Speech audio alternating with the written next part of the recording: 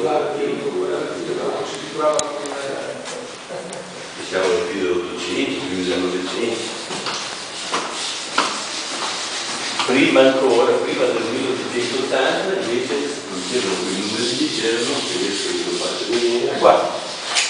I numeri venivano scolpiti sopra ogni pezzo.